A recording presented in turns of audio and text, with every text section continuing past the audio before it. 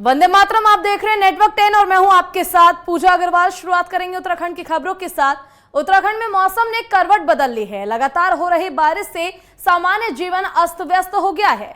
वहीं उत्तराखंड के रुद्रप्रयाग में 24 घंटे से बारिश हो रही है। साथ ही कई जिलों में भूस्खलन और बादल भी फटने की खबर आई है। इसी कड़ी में उत्तरकाशी में बादल फटने की खबर सामने आई।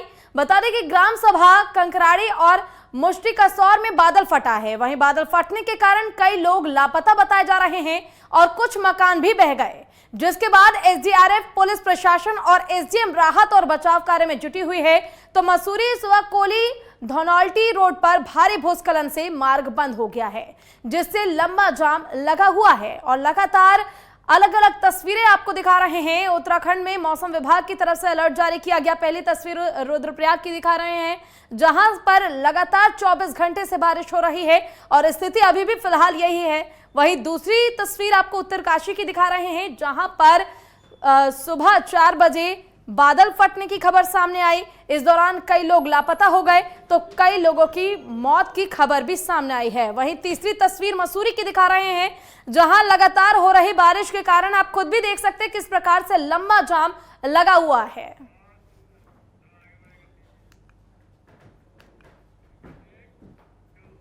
और उत्तराखंड में 24 घंटे से लगातार बारिश हो रही है, जिससे आम जनजीवन अस्त व्यस्त हो गया है।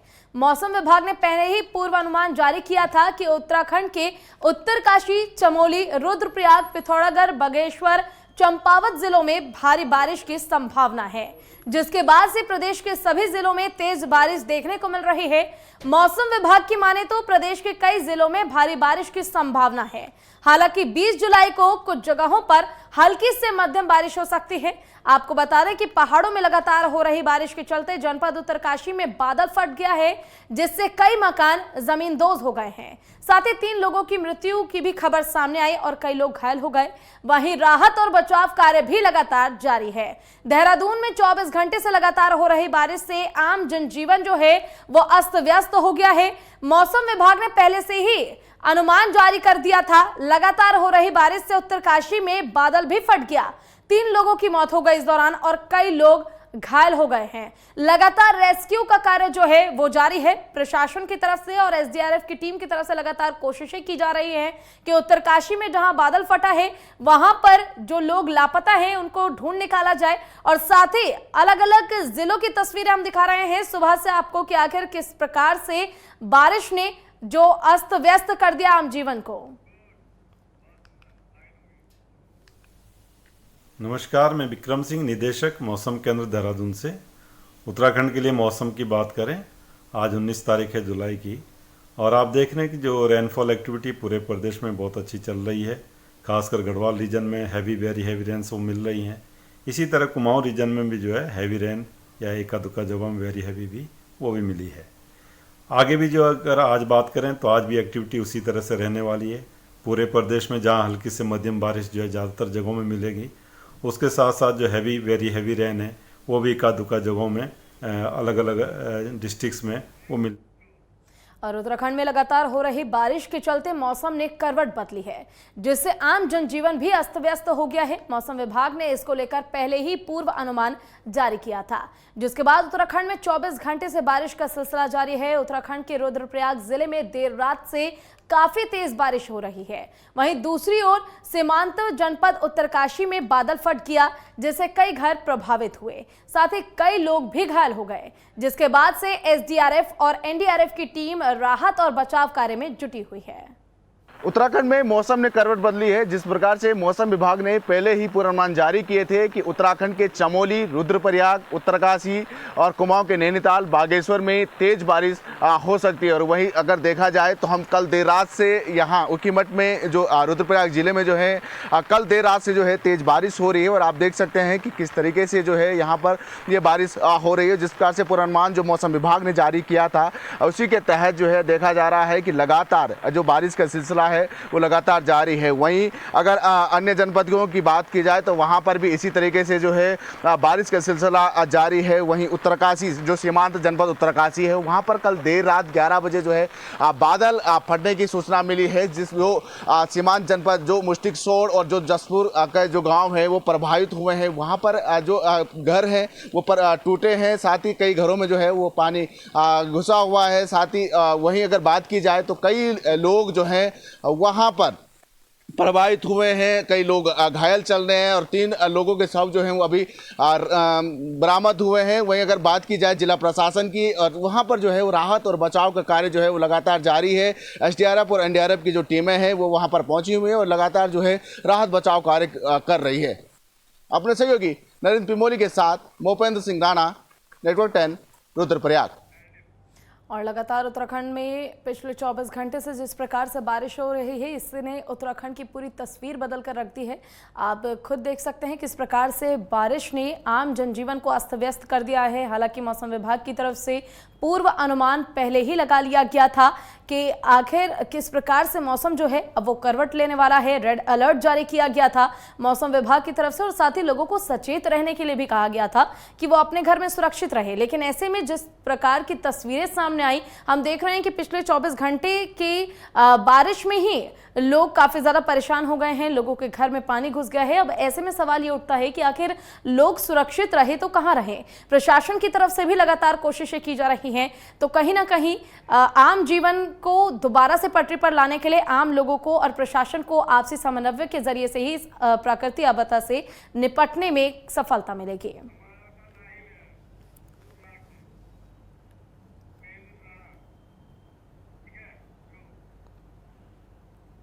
और इसी पर अधिक जानकारी के लिए हमारे साथ हमारे संवाददाता उपेंद्र राणा रुद्रप्रयाग से लाइव जुड़ चुके हैं। उपेंद्र, जिस प्रकार से हम सुबह से लगातार तस्वीरें दर्शकों को दिखा रहे हैं कि आखिर किस तरह पिछले 24 घंटे से लगातार बारिश हो रही है, चाहे बात की जाए पहाड़ी इलाके की या फिर मैदानी इलाके की, लगातार तस्वीरें हमारे सामने हैं। अब आपसे मैं चाहूंगी कि आखिर फिलहाल वहां पर क्या स्थिति है, क्या बारिश अभी भी उसी प्रकार से हो रही है जैसे कि सुबह हो रही थी, और क्या अभी भी अस्त व्यस्त हो रखा है जीवन, लोगों को अभी भी उतनी समस्या हो रही है?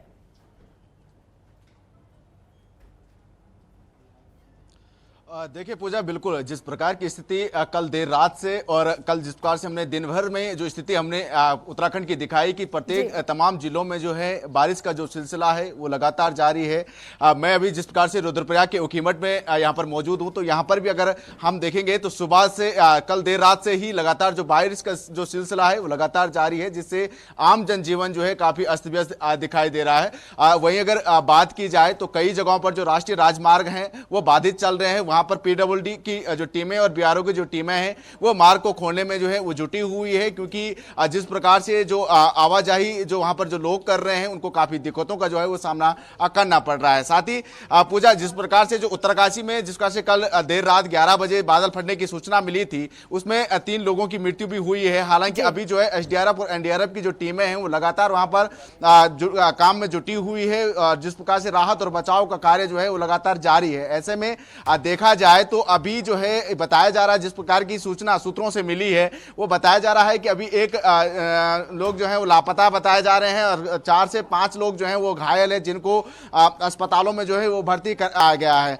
वहीं पूजा, अगर टिहरी की बात की जाए तो सुबह जिस प्रकार से तड़के 4 बजे जो है वहां पर भी बादल फटने की सूचना मिली। बालगंगा नदी जो है वो पूरी तरीके से जो है उफान पर आ चुकी थी, वहां पर बादल फटा है और वहां पर कई मकान जो है वहां मलबा घुस गया। हालांकि जिस प्रकार से आधिकारिक तौर पे जो पुष्टि हुई है और जिस प्रकार के सूत्रों से जो खबर मिली है यह मिली है कि वहां पर जो है सिर्फ घर जो है वो मलबे में दबे हुए हैं। हालांकि किसी भी प्रकार की जनहानि नहीं हुई है, लेकिन स्थिति अगर देखा जाए, जिस प्रकार की स्थिति जो है उत्तराखंड में बनी हुई है, 24 घंटे से ऊपर का समय हो चुका है और लगातार अभी भी जो है बारिश का सिलसिला जो है वो लगातार जारी है। ऐसे में कहीं ना कहीं आम लोगों के लिए मुश्किलें बढ़ा रही है। साथ ही साथ जो राहत बचाव का कार्य जो वहां पर चल रहा है उसमें उसमें भी कहीं ना कहीं मुश्किलें बढ़ा रही, क्योंकि अगर देखा जाए जो राहत बचाव कार्य है, मलबा जो है वो लगातार पानी के साथ जो है मलबा आ रहा है, ऐसे में उसको जब साफ सफाई करने में भी उसके काफी दिक्कतों का वहां पर सामना करना पड़ रहा है। जिस प्रकार से राष्ट्रीय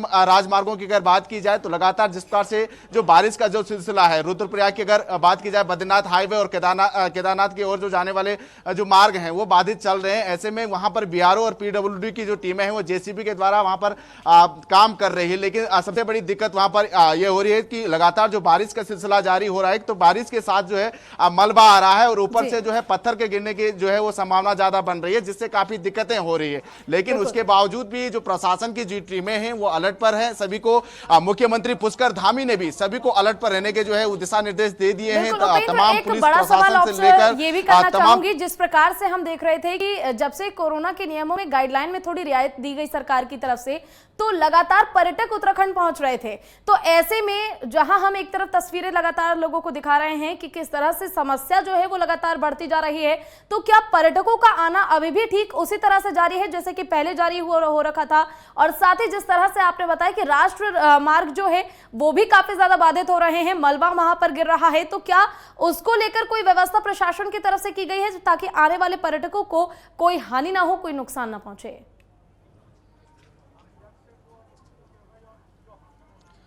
देखिए पूजा, सबसे पहले ये बताना चाहूंगा कि जिस प्रकार से चारधाम की यात्रा जो है वो अभी फिलहाल राज्य सरकार के द्वारा स्थगित की गई है। फिलहाल जो है चारधाम यात्रा जो है वो यहाँ पर नहीं चल रही है, लेकिन उसके बावजूद जिस प्रकार से देखा जाता था कि चार धामों में काफी भीड़ जो है वो यात्रियों को लगी रहती थी। हालांकि ऊपरी इलाकों में अगर देखें, जिस प्रकार से बद्रीनाथ गंगोत्री हाईवे या यमुनोत्री या केदारनाथ के हाईवे की अगर बात की जाए तो वहां पर ज्यादातर यात्री नहीं दिखाई दे रहे हैं। लेकिन अगर हम चक्राता, मसूरी और ऋषिकेश की अगर बात करें तो वहां पर काफी संख्या में जो है वो यात्री वहां पर घूमने के लिए आ रहे हैं। या नैनीताल की बात करें, वहां पर ज्यादातर संख्या में जो है यात्री अभी भी घूमने के लिए। हालांकि राज्य सरकार ने उनको जो है आरटीपीसीआर टेस्ट के साथ जो है उनको राज्य में एंट्री की जो है इजाजत दी गई है, लेकिन उसके बावजूद अगर देखा जाए तो काफी संख्या में यहां पर जो है वो यात्री घूमने के लिए आ रहे हैं। मसूरी की बात की जाए तो जिस प्रकार से कैंपटी फॉल में हमने देखा कि काफी भीड़ जो है वहां पर यात्रियों की लगी हुई है, लेकिन 2-4 दिनों से जिस प्रकार से बारिश का सिलसिला वहां पर भी जारी है, तो काफी पानी जो है और मलबा वहां पर कैंपटी फॉल में भी आ रहा है, तो वहां पर जो है यात्रियों को प्रतिबंध किया गया है।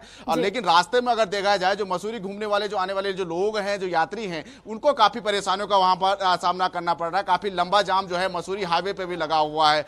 ऋषिकेश की बात की जाए तो गंगा तट के किनारे जो है काफी संख्या में जो है यात्री जो है घूमने के लिए आ रहे हैं। तो हालांकि उनको अलर्ट पर रहने के जो है वो दिशा निर्देश प्रशासन के द्वारा दे दिए गए हैं कि कोई भी नदी के किनारे न जाए, क्योंकि देखा जा रहा है चाहे ऊपर गंगोत्री की बात की जाए, भागीरथी नदी जो है वो पूरी तरीके से अपने उफान पर है, भिलंगना नदी जो है वो अपनी पूरी तरीके से उफान पर है और गंगा पूरी तरीके से उफान पर है। तो तमाम जो नदियां हैं जिस प्रकार से हम देख रहे हैं कि लगातार बारिश हो रही है और उत्तराखंड एक पहाड़ी इलाका है, ऐसे में लोगों को जरूरत यह है कि वो अपने घर में सुरक्षित रहे।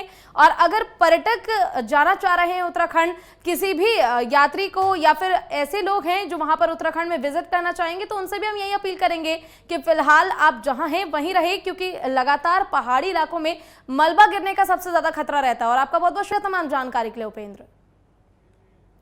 और खबर उत्तराखंड के हल्द्वानी से है, जहां पर काठ गोदाम से कुमाऊं मंडल के 5 जिलों को जोड़ने वाले रानीबाग पुल की रिटेनिंग किवाड़ क्षतिग्रस्त हो गए, जिससे अल्मोड़ा, भवाली और बागेश्वर, चंपावत और पिथौरागढ़ जाने वाले रास्ता पूरी तरह से बंद हो गया। यात्रियों को अब बिहार बीरपट्टी की तरफ से पहाड़ के तमाम जनपदों पर भेजा जा रहा है। रानीबाग के पास नए पुल का काम भी चल रहा था, जिसमें निर्माणाधीन कंपनी ने पहाड़ों का काफी हिस्सा काट दिया गया था, जिसके चलते पुल की रिटेनिंग दीवार काफी कमजोर हो गई थी और देर रात हुई बारिश से पुल की रिटेनिंग दीवार जमींदोज हो गई है।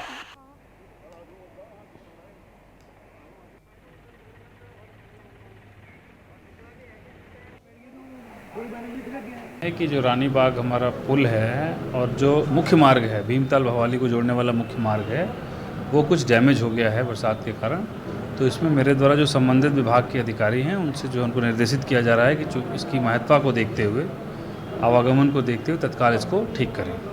भारी बारिश के कारण जो भीमताल पुल है वो मामूली रूप से क्षतिग्रस्त हुआ है और वहाँ पे आवागमन बाधित हो गया है। पुलिस के द्वारा इसमें एहतियात बरते गए हैं। तुरंत से ये भीमताल में और काठगोदाम में और जोलीकोट में हमारी पिकेट्स लगी हैं और हम लोगों ने जो ट्रैफिक है भीमताल को जाने वाला और भीमताल से आने वाला वो रोक दिया है जब तक उस पुल की मरम्मत नहीं हो जाती।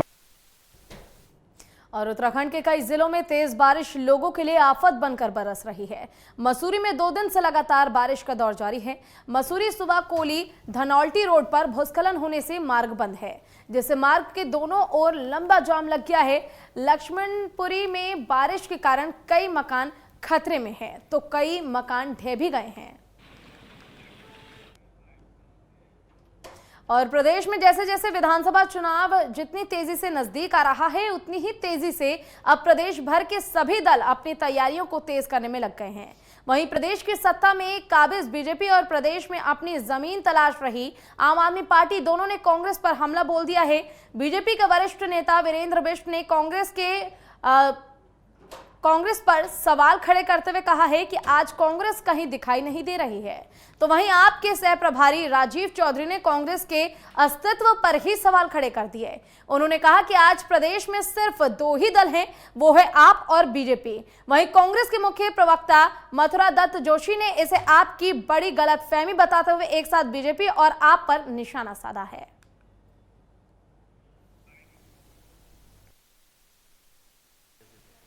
देखिए, उत्तराखंड राज्य में आप देखेंगे तो कांग्रेस कहीं दिखाई नहीं दे रही है। 1 महीना हो गया है, अभी तक उनका लीडर ऑफ पोजीशन तय नहीं हुआ है। उनका प्रदेश अध्यक्ष जी का रोज चल रहा है कि चेंज होने वाले हैं, नेता प्रतिपक्ष बनने वाले हैं, कौन उनका प्रदेश अध्यक्ष बनने वाला है। तो ये सब उनके यहाँ चल रहा है, जनता देख रही है। उनके यहाँ जितने भी 3-4 बड़े नेता हैं प्रदेश के, सबकी अपनी अपनी कांग्रेस है। भारतीय जनता पार्टी लगातार कार्यकर्ताओं के माध्यम से जनता के बीच में संवाद बनाए हुई है। हमारे लगातार कार्यक्रम चल रहे हैं। हम वर्चुअल रैली के माध्यम से कार्यकर्ताओं से जुड़े हुए हैं और कार्यकर्ता जनता से जुड़ी हुई है। दोनों चीज़ों को देखिए, कांग्रेस अब कोई बहुत बड़ी पूरे प्रदेश की अगर देश की राजनीति देखते हैं तो बहुत बड़ी भूमिका में रह नहीं गई है। आप किसी भी प्रदेश में उठाकर देख लीजिए, कांग्रेस के नेतृत्व में यही दिक्कतें आ रही हैं। अभी पंजाब में पिछले 2 हफ्ते से उठापटक चल रही थी। आप देखिए राजस्थान में पिछले दिनों क्या हुआ, मध्य प्रदेश में उनको अपनी सरकार गंवाना पड़ी। तो मुझे लगता है कांग्रेस के बारे में बात करके हम अपना और जनता का समय व्यर्थ कर रहे हैं। कांग्रेस कहीं किसी दौड़ किसी मुकाबले में नहीं है। ये बहुत बड़ी गलतफहमी है आम आदमी पार्टी की, और जो स्वयं में है वो कह रही है। अस्तित्व किसका है किसका नहीं है, ये 2022 में उत्तराखंड की जनता इसका जवाब देगी कि अस्तित्व है या नहीं है।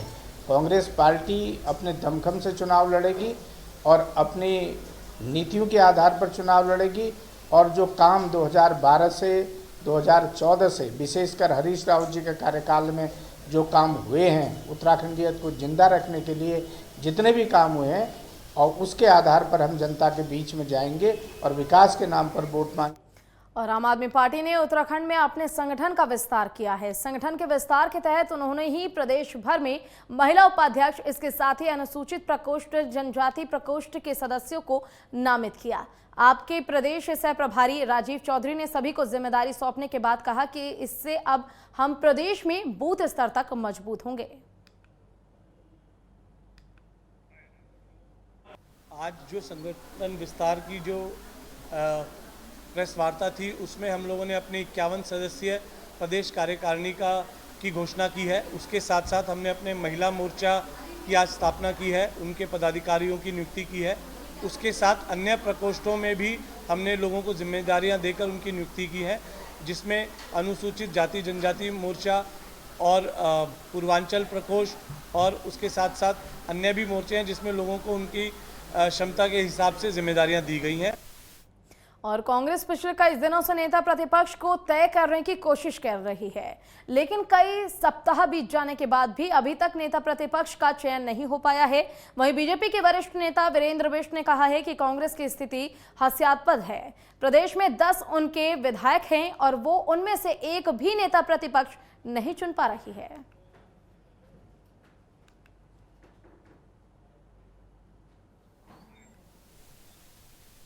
देखिए, कांग्रेस की स्थिति बहुत हास्यास्पद हो गई है।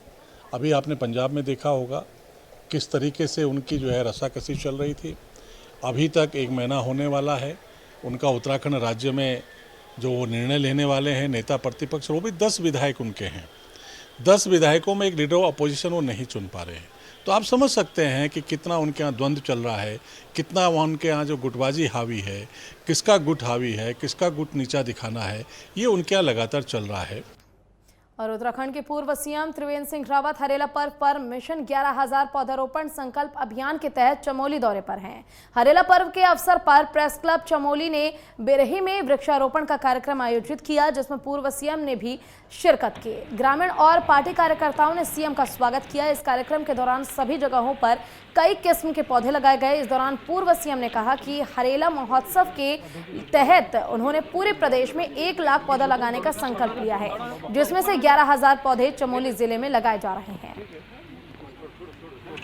अभी बताने में कोई संकोच नहीं है कि उत्तराखंड का आम आदमी वनों पर वो कितना उसका प्रेम है वनों से, वो मुझे इस बार देखने को मिला। हमने कुछ सीमित जगहों पर वृक्षारोपण के कार्यक्रम रखे थे, लेकिन मैंने देखा है कि अगर हमने 3 जगहों पर दिन में रखे थे तो 13-14 जगहों पर लोग खड़े थे रास्ते में और सब जगह वृक्षारोपण। और हरिद्वार को स्मार्ट सिटी बनाने के लिए प्रदेश सरकार कटिबद्ध नजर आ रही है। कुंभ के दौरान भूमिगत विद्युत लाइन हो या गैस लाइन हो, आज हरिद्वार बदला बदला नजर आ रहा है। भूतवाल वार्ड नंबर 2 की गायत्री विहार कॉलोनी में सीसी रोड की शुरुआत की गई। इस मौके पर प्रदेश अध्यक्ष मदन कौशिक ने कहा है कि केंद्र और राज्य सरकार के नेतृत्व में चौमुखी विकास हो रहा है। हरिद्वार को स्मार्ट सिटी बनाया जा रहा है। गायत्री विहार कॉलोनी में रोड की समस्या थी, रोड बनने से लोगों की समस्या अब दूर हो जाएगी। हरिद्वार उत्तराखंड स्मार्ट सिटी बन रहा है और हरिद्वार गायत्री विहार कॉलोनी में सीसी रोड की शुरुआत बीजेपी प्रदेश अध्यक्ष ने गिनाई और सरकार की उपलब्धियां, केंद्र और राज्य सरकार के नेतृत्व में हो रही चौमुखी विकास के बारे में भी उन्होंने बताया है। देता हूं और सबसे बड़ा धन्यवाद यह कि उन्होंने कहा जो बचा हुआ शेष काम है उसके लिए भी उन्होंने कहा कि हम उसको भी देंगे। तो इस प्रकार से हरिद्वार क्षेत्र में अब जो बचा हुआ काम है उसकी भी जल्दी से जल्दी डीपीआर जाकर रोशनी करती हो जाएगी और मैं समझता हूँ कि हरिद्वार देश का ऐसा शहर होगा जो शायद बनारस के बाद 100% अंडरग्राउंड हो जाएगा। जो ये भूमिगत लाइन का जो कार्य किया है, ये बहुत एक अच्छा सराहनीय, सरकार का एक सराहनीय कदम रहा है। आज हम इसमें जो है कई हादसे नहीं होते, पहले आंधी तूफान में हादसे होते थे, किसी के ऊपर तार टूट के गिर जाता था, पशु पक्षी जल के मर जाते थे। तो अब उसकी तरफ बड़ा सुधार है। पहली बात अभी ये देखिए कितना आंधी तूफान आता है, वो लाइट नहीं जाती, तार नहीं टूटते। और उधर सफाई कर्मचारियों की प्रदेश व्यापी हड़ताल का असर बाजपुर में भी देखने को मिला है, जहां सफाई कर्मचारियों ने 11 सूत्रीय मांग पूरी न होने पर काम बंद कर हड़ताल शुरू करते हुए आंदोलन शुरू कर दिया। इस दौरान कर्मचारियों ने मांग पूरी न होने तक हड़ताल जारी रखने की बात कही है। बता दें कि बीते 15 मार्च से सफाई कर्मचारी संघ से जुड़े कर्मचारी चरणबद्ध तरीके से आंदोलन कर रहे हैं। वहीं सफाई कर्मचारियों ने प्रदेश सरकार को 19 जुलाई तक मांग पूरी न होने पर काम बंद कर हड़ताल करने की चेतावनी दी है। सफाई कर्मचारियों ने प्रदेश सरकार के खिलाफ नारेबाजी करते हुए कहा कि ठेका प्रथा को खत्म करें समेत 11 सूत्रीय मांगों को लेकर यह हड़ताल की जा रही है।